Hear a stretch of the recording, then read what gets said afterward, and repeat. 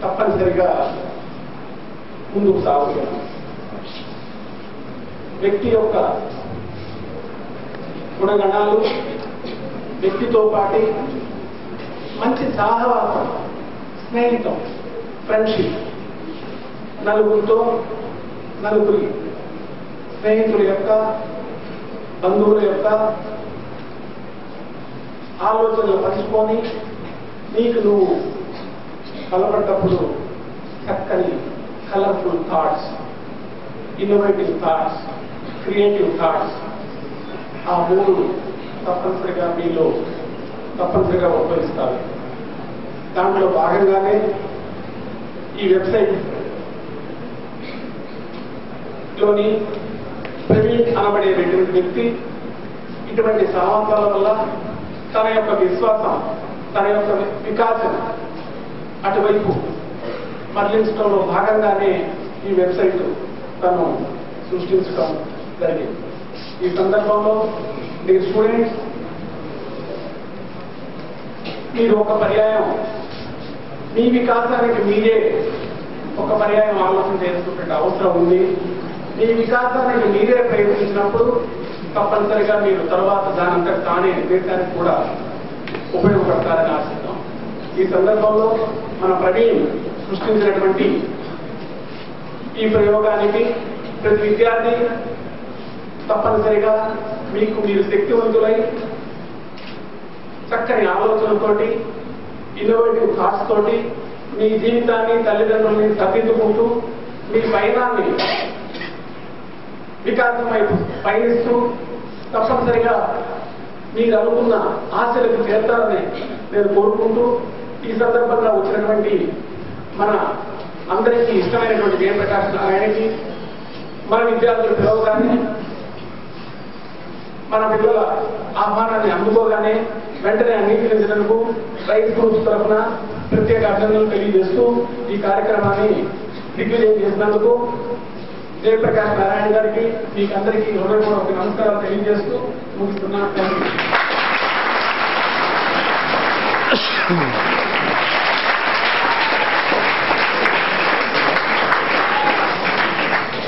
Hello,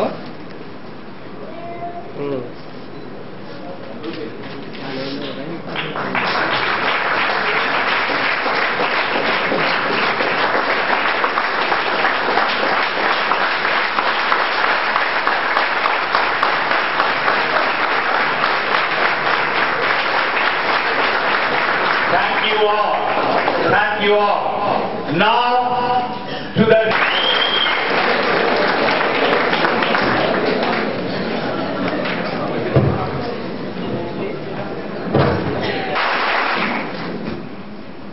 విద్యార్థి దశలోనే కొత్త ప్రయోగాలు చేసే అవకాశం మొట్టమొదటిసారిగా చరిత్రలో మీ తరానికి వచ్చింది.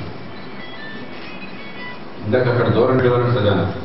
ఈ మెజారిటీ ఎవరైనా తిరిగి వెళ్ళి చెప్పిన వెంటనే ఇంటర్నెట్ చూస్తున్నాం. 20 ఏళ్ల క్రితం, 50 ఏళ్ల క్రితం అసాధ్యమే. ఓ పేరు చూసి పొరపాటు చదివినా, కరెంట్ చదివినా కూడా ఎవరో ఏంటో తెలుసుకోవడానికి క్షణాల్లో మీకు ఆ సమాచారం అందడం అసాధ్యం. అంత అద్భుతమైన యుగంలో మీరంతా ఉన్నారు. దాన్ని అవకాశంగా మలుచుకొని, ఆలోచనలు పెంచుకొని, మీ శక్తి సామర్థ్యాలు విస్తరించడం కోసం చెప్పని ఈ రీసెర్చ్ జర్నీ మీరు తలపించారు. మనసారా అభినందిస్తున్నాను. ఇట్లాంటి ప్రయత్నాలు మనలో ఉన్న సృజనశక్తి బయటపడడం కోసం ఎన్నో జరుగుతాయని ఆశిస్తున్నాను. నేను 3 అంశాలు మాత్రం మీతో ప్రస్తావిస్తున్నాను, కంటే ఎక్కువ సమయం తీసుకొని. ఇప్పటికే చాలా సమయం గడిచింది. మొట్టమొదటిది, ఇక్కడ 3 పిక్చర్స్ ఉన్నాయి. జాగ్రత్తతో చూడండి. నిజమో ఏంటిది? వైట్ పేపర్లో పిక్చర్ ఉన్నది. Rectangle, 10 units length, 6 units breadth. ఓకేనా? రెండోది, అదే 10 యూనిట్స్ బేస్ ఉన్నది, 6 యూనిట్స్ హైట్ ఉన్నది, కానీ స్టెప్స్ రూపంలో ఉంది. కనిపిస్తుందా? కనిపిస్తుంది కదా? మూడోది, అదే 10 యూనిట్స్ స్పేస్ ఉన్నది. ఇదే షేప్లో ఉంది, ప్యారలల్గా. ఈ మూర్తిలో చుట్టుకొలత దేనికి ఎక్కువ? పెరిమీటర్ దేనికి ఎక్కువ? ఈ మూర్తిలో ఫస్ట్ ఫిగరా, సెకండ్ ఫిగరా, థర్డ్ ఫిగరా? తెలియదండి. అన్నీ సమానమే చేయలేదండి. ఎందుకని వెళ్తే రిస్క్ తీసుకోకుండా చేస్తాను, అంతేనా? ఇప్పుడు ఒక్కసారి ఆలోచించండి, ఎంత తిరిగినంత హైట్? 6 ఇటు పక్కన దిగేవి 4 లింక్స్ ఉన్నాయి, అదంతా. ఈ ప్యారల్ గా ఉన్న లింక్స్ చూడండి, ఇది ఇది ఇది ఇది ఇది ఇది మొత్తం కలిపితే ఎన్ననా? ఒకప్పుడు డబ్బున్న దేశాలు America, Britain, Germany, Japan, France లాంటి దేశాలు వాళ్ళ విద్యార్థుల ప్రమాణాల గురించి తెలుసుకోవడం కోసం సర్వే చేసేవాళ్ళు. 15 ఏళ్ల వయసులో స్కూల్లో 10వ తరగతి సుమారు 9 తరగతుల వయసులో. దాన్ని మొట్టమొదటిసారిగా ప్రపంచంలో మనలాంటి దేశాలకు విస్తరించారు. 74 దేశాలు ఈ సర్వేలో పాల్పంచుకున్నాయి.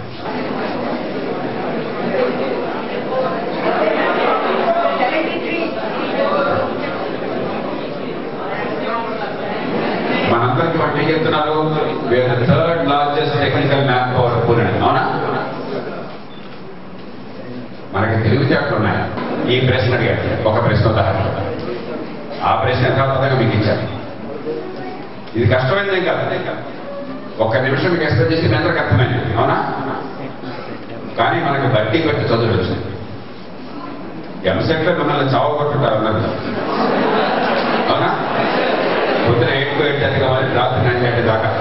ఎల్కేజీ నుంచి టెక్నో స్కూల్స్ అని, బాడ్ అని రకరకాలుగా చావగొట్టున్నారు. కానీ చివరికి ఫలితాలు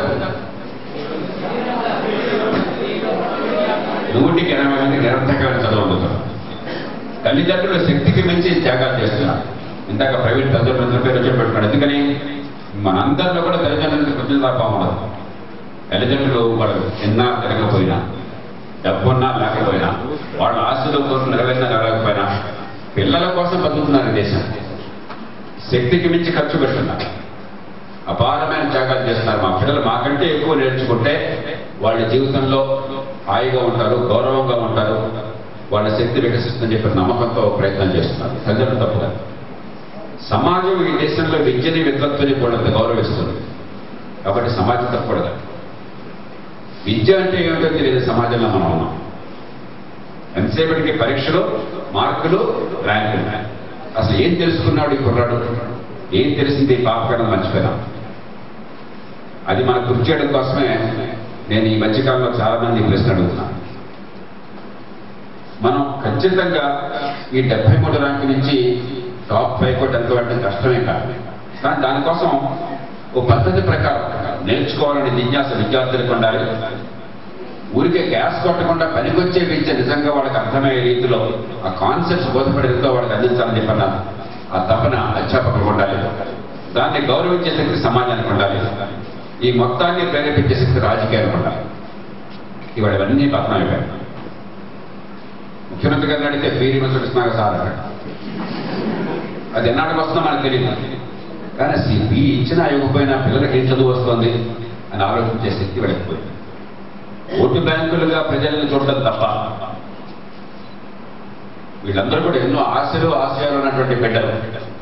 ఏ కులంలో పుట్టినా, ఏ తల్లి గర్భాన పుట్టినా వీళ్ళందరికీ అవకాశాలు ఉండాలి, ఎదిగే అవకాశాలు కావాలి. వీళ్ళందరికీ దేవులో లేకపోతే ప్రకృతితో కూడిన శక్తిని, ప్రతిభని, పాఠవాన్ని ఇచ్చింది. అవి బయటపడే ప్రయత్నం చేయాలనేది పూర్తిగా సమాజానికి పోయింది దేశం. మన అదృష్టం కొద్దీ మనకంటే దరిద్రంగా ఉన్న దేశం పోతుంది ప్రపంచంలో. కిర్గిస్థాన్ అని చెప్పాను. ఎక్కడో చెప్తారా కిర్గిస్థాన్? సొసైటీ. కాబట్టి మొట్టమొదటి మనల్ని కోరేది మంచి ప్రమాణాల విద్య అందటం మన హక్కుని గుర్తించకపోయినట్టయితే ఈ దేశంలో ఏ కులంలో, ఏ మతంలో, ఏ తల్లి గర్భాన బిడ్డ పుట్టినా కూడా ఆ మంచి ప్రమాణాల విద్య బిడ్డకు అందించేందుకు సమాజం ప్రయత్నం చేయకపోతే మనం ఆగమేఘాల మీద గొప్ప దేశం అయిపోతాం, అన్ని దేశాలు నిర్మిస్తామని చెప్పిన అద్భుత కల్పన చెప్పిన అద్భుత కల్పన మిగిలిపోతాయి. మనకు ఆ శక్తి ఉంది. ప్రపంచంలో ఏ దేశాన్నైనా కూడా దాటే శక్తి ఉన్నది. కానీ ఆధునిక యుగంలో విద్య లేకుండా, మంచి విద్య లేకుండా, పనికొచ్చే విద్య లేకుండా, మేధస్సు వికసించే విద్య లేకుండా, సమాజంలో సమస్యల పరిష్కారానికి పనికొచ్చే విద్య లేకుండా మనం పైకి వెళ్ళడం అసాధ్యం. అబ్బాయి ఇంజనీరింగ్ చదువుతాడు, ఇంట్లో నాన్నగారు అమ్మ నాన్నబాబు కొత్తగా కొన్నాం, రిపేరు ప్రాబ్లం వస్తుంది, బాగా పనిచేయట్లేదు, ఒకసారి చూడన్నాను అంటారు. ఈ చదివి మెకానికల్ ఇంజనీర్. ఏం చేస్తారు? వెంటనే ఆ కారు తీసుకుని మెకానిక్ దగ్గరికి వెళ్తారు. ఆ మెకానిక్ ఎవరు?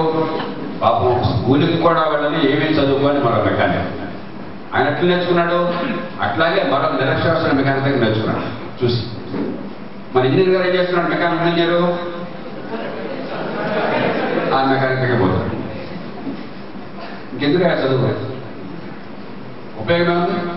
అక్కడ మీరు బొమ్మలు పెట్టుకున్నారు, మెండలివ్ కానీ, ఐన్స్టైన్ కానీ, మిగతా వాళ్ళు కానీ, వాళ్ళందరూ కూడా పుస్తకాలు బట్టి కొట్టించున్నాడు కదే.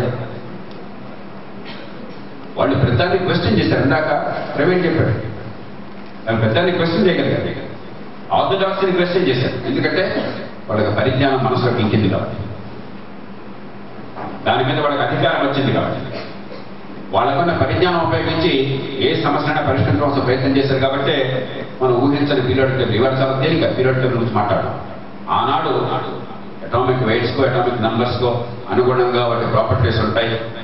ఇవన్నీ కూడా ఆక్టేవ్స్ లాగా మళ్ళీ సిమిలర్ ప్రాపర్టీస్ ఉన్నాయి, మళ్ళీ గ్రూప్స్లో వస్తాయని చెప్పి చాలా గొప్ప ఊహ, ఒక అసాధారణమైన ఆలోచన. ఎలా కలిగింది? గుడ్డిగా బట్టి కలిగిందా? కొన్ని సందర్భాల్లో కొన్ని ఎలిమెంట్స్ అప్పటికి మనం కనుక్కోలేకపోతే ఇక్కడ ఖచ్చితంగా ఒకటి ఉండాలి, అది మిస్ అయినాము అని చెప్పగలడు. కనుక్కోనటువంటి ఒక మూలకాన్ని, ఒక ఎలిమెంట్ని ఇక్కడ ఉండాలి, ఆ ఎలిమెంట్ లేకపోవడం పొరపాటు, మనం ఇక్కడ కనుక్కోలేదు దాని గురించి. ఎక్కడ ఉందని అన్న ధీమా ఎప్పుడుంటుంది? మీకు పరిజ్ఞానం ఉంటుంది, విషయం తెలిసినట్టు. అది లేకుండా బట్టి పెడితే ఏం తెలుస్తుంది? గొప్ప విద్యకి ఎంత ఖర్చు అక్కర్లే, ఖర్చు ఎంతో కొంత పెట్టాలి. మనం ఖర్చు పెడుతున్నాం, ఖర్చు తప్పే పెట్టడం. పాఠశాల విద్య కోసం మనం చూసినట్టయితే మన రాష్ట్రంలో 17,000 కోట్ల రూపాయలు ఖర్చు పెడుతున్నాం. ప్రభుత్వం పెట్టే ఖర్చు 80 లక్షల మంది పిల్లలు స్కూళ్ళలో ఉంటే ఒక్కొక్క బిడ్డకి స్కూల్లో ఏడాదికి 18,000 ఖర్చు పెడుతున్నాం. It's a decent amount money. చిన్న ఎక్కువ పెడతాం మీరుంటే, డబ్బు తక్కువ ఖర్చు పెట్టేవాళ్ళు కాదు. డబ్బు అసలు ఏ రకంగా ఉపయోగపడతాం, ఈ బిడ్డల బతుకులు ఏ రకంగా బాగు చేస్తాం, ఎలాంటి ప్రమాణాలు చదువు వస్తుందన్న విషయం మర్చిపోతాం. సమాజంలో ఎదిగే అవకాశాలు ప్రతి బిడ్డకి రావాలి అంటే, తరతరాలుగా పేదరికం కొనసాగకుండా తెలివితేటలు ఉన్న పిల్లలు ఎదగే అవకాశం రావాలి అని చెప్పంటే చదువు తప్ప వేరే సాధన లేదు. ప్రపంచమంతా గుర్తించింది ఒక భారతదేశంలో కాదు. అందుకనే ఇన్ని వేల కోట్లు ఖర్చు పెట్టినా కూడా భారతదేశం అడుగు నుంచి 2వ ర్యాంకు అడుగులు అందులో. ఈ మాట మళ్ళీ మళ్ళీ చెప్పడానికి కారణం, we can do much better. మన పిల్లలు తెలివి తక్కువే కాదు, కానీ ఆ పిల్లలు తెలివి వికసించే విద్యను మనం అందించడం. ఇది ఒక్క ప్రశ్న, ఇలాంటి 100 ప్రశ్నలు అడగచ్చు. ఏం జరిగినా సుమారుగా లేకపోవచ్చు. ఎందుకంటే మనకి అసలు మెదడు పనిచేసే విద్య అందట్లేదు. ఆ ప్రయత్నం చేయడం మొదలెడితే ఈ పెద్ద బ్రహ్మాండంగా అనుకుంటారు.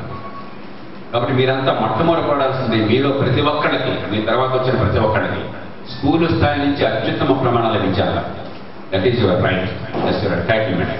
That is the only passport to the future for an individual or for the whole nation. There cannot be prosperity for India with ignorance for the bulk of the people. రెండవది, మీరు గొప్ప యుగంలో ఉన్నారు. ఇంతకుముందే చెప్పాను, ఓ 10 ఏళ్ల క్రితం 15 ఏళ్ల క్రితమో ఆ మెడ్వెడేవ్ నేను అనుకున్నట్టయితే అది ఎవడో తెలుసుకోవడానికంటే నాకు ఇంటర్నెట్ పెట్టడం సాధ్యమైంది కాదు. లేదు, మనకి అందుబాటులో లేదు. ఆ రోజుల్లో ఫోన్ దొరకాలంటే అందుబాటులో లేదు. నేను 20 ఏళ్ల క్రితం ఈ జిల్లా కలెక్టర్గా వచ్చాను కదా, ఎంత పట్టణం. ఆనాడు కూడా మాకు ఫోన్లు అంత తేలిక ఉంటాయి కదా. అప్పుడప్పుడు ఎస్టీడీ మొదలవుతారు. అప్పుడు కూడా మాకు ఎస్టీడీ కూడా లేదు. నేనేమన్నా చీఫ్ సెక్రటరీతోనో ముఖ్యమంత్రితో మాట్లాడాలని చెప్పంటే లైట్నింగ్ కాల్ అనేవాడు. ఆ రోజుల్లో మేము ఎవరికి తెలియకపోవచ్చు. విన్నారు ఎప్పుడన్నా మీరు లైట్నింగ్ కాల్ అనేది? లైట్నింగ్ కాల్ అంటే మామూలుగా అయితే ట్రంక్ కాల్, ఇక్కడి నుంచి హైదరాబాద్ వెళ్ళాలంటే ఆ రోజుల్లో నిమిషానికి 3 రూపాయలు 5 రూపాయలు ఛార్జ్ చేసేవాడు ట్రంక్ కాల్ అయితే. ఆ రోజుల్లో అంటే ఇవాళ 15-20 రూపాయలు నిమిషానికి. లైట్నింగ్ కాల్ అంటే దానికి 8 రెట్లు ఉండేది. 8 రెట్లు ఉండేది. ఇన్స్టెంట్గా ఇవ్వాలన్నమాట. చాలా సందర్భాల్లో ట్రంక్ కాల్ చేసి పాపం గంట తిరగబడి అక్కడ పడికప్పులు కాసేవాడు. ఎప్పుడు వస్తుంది తెలియదు తిరుగు. ట్రంక్ కాల్ బుక్ చేస్తే మీకు అంత డబ్బు కడుతున్నా కూడా 3 గంటలకు 4 గంటలకు ఫోన్ వచ్చేది. ఇక్కడున్న పాత్రికేయులు మిగతా అనుభవం కూడా ఒకసారి లైట్నింగ్ కాల్ వెంటనే రావాలి కాబట్టి